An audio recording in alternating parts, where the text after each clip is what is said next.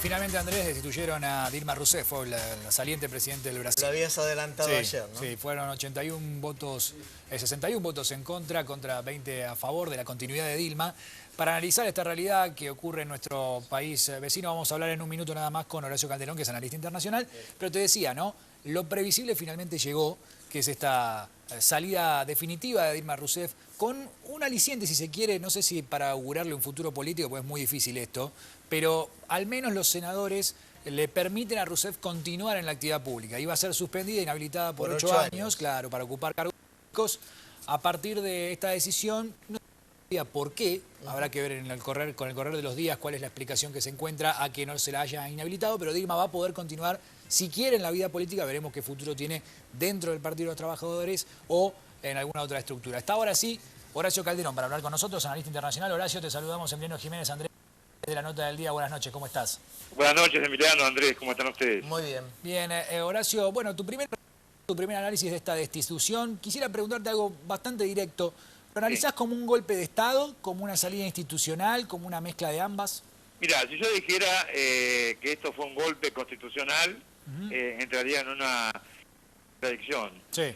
Yo preferiría simplificarlo en el hecho de que Dilma Rousseff fue removida por una movimiento de fondos dentro de los presupuestos del gobierno, lo cual es ilegal desde el punto de vista de las leyes de Brasil. Claro. Sí. Pero fue enjuiciada, y ahí no tengo ningún reparo en decirlo, por una camándula de corruptos, entre los cuales estaba Eduardo Cunha, que fue por un tiempo presidente de la Cámara de Diputados y quien impulsó, o uno de los principales impulsores de este juicio político, bueno, respaldado justamente por quien hoy ha asumido la presidencia. Sí. Horacio, ¿hay algún antecedente, digo, en Brasil, en Latinoamérica, en algún país del mundo? Vos sos un conocedor de todos los espectros, pero digo, ¿hay algún antecedente de una remoción por una violación a la ley de responsabilidad fiscal? Porque si uno se pone a pensar, en la Argentina no hubiera terminado ningún mandato, ¿no? Si se hubiesen removido presidentes por violar la ley de responsabilidad fiscal.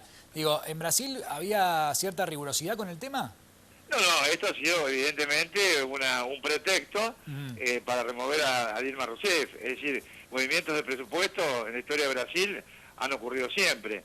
Lo que sucede es que en Brasil, no hay que olvidar, está el precedente de la remoción de Fernando Collor de Mello. Sí, que se fue antes del juicio político, ¿no? Renunció antes. Exactamente, décadas atrás. Sí. Pero acá, aparte acá hay un problema, es decir, algo que uno puede más o menos, desde el punto de vista técnico, ¿no? Pensar, como dijo en algún momento un gran estudioso de lo que es las ciencias políticas de Brasil, que es una suerte de presidencialismo de coalición.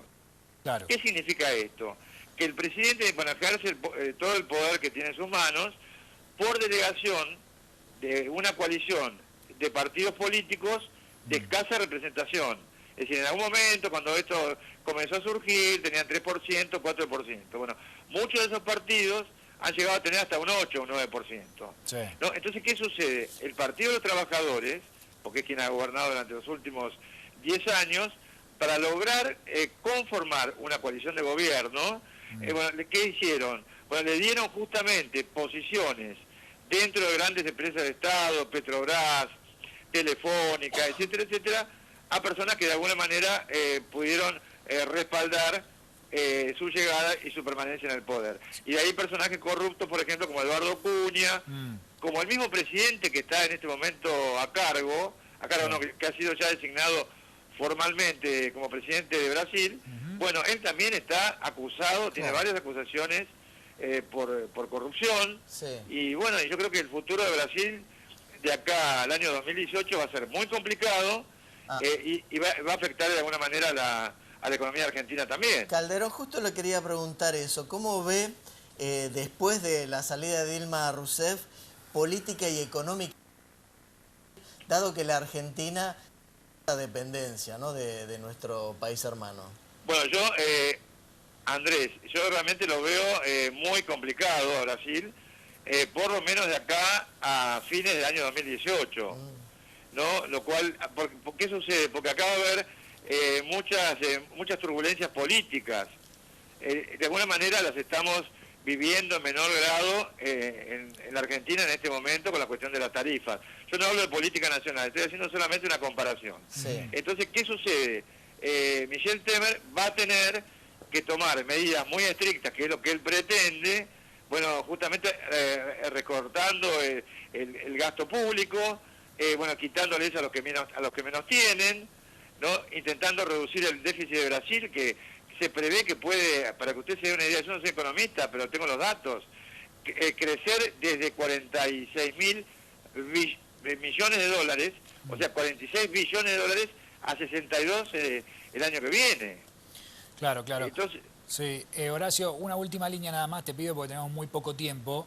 Sí, ¿Qué futuro político le augurás a Dilma y a Lula de aquí a poco? Porque Dilma no fue inhabilitada finalmente para ocupar cargos públicos. ¿Le augurás algún futuro político o este es el final de la carrera de ambos? no, yo creo que la Dilma Rousseff tiene, además, tiene 6 años de previsión, creo, que no sé si eso podrá apelarse, de participación en la vida política de Brasil. Sí. O sea, podrá hacerlo a título individual, que nunca se sabe, ¿no?, en la política latinoamericana. Sí. Pero yo creo que Dilma Rousseff sí eventualmente tiene su carrera política terminada, y en cuanto a Lula da Silva, muy complicada su reelección, porque en realidad la masa crítica de actos de corrupción en Brasil, que es estructural, la corrupción en Brasil es estructural, como acá parte de la Argentina, y además es transversal, porque atraviesa todo el arco político, ¿no? Se inició de alguna manera con la asunción de Lula da Silva en Brasil. Yo no la podía calificar de corrupta, objetivamente hablando, a Dilma Rousseff. Bien. ¿No? Bien. Pero evidentemente hay un alto grado de responsabilidad y otras causas, Emiliano Andrés, que fueron las que culminaron con la remoción de ella. No solamente rivalidades políticas, hubo una declinación, por supuesto, a nivel económico, una merma de ingresos en las capas más necesitadas de la sociedad brasileña, que 50 millones de brasileños durante la época de Lula da Silva y Dilma Rousseff ascendieron, digamos, de nivel social. Esa gente requería muchísimo más, no lo tuvo. En fin, es multicausal de esto. Muy claro, Horacio Calderón, como siempre, uno de los más lúcidos analistas internacionales. Muchas gracias por haber compartido este momento. Exagerada, no, usted sabe que es así. Gracias.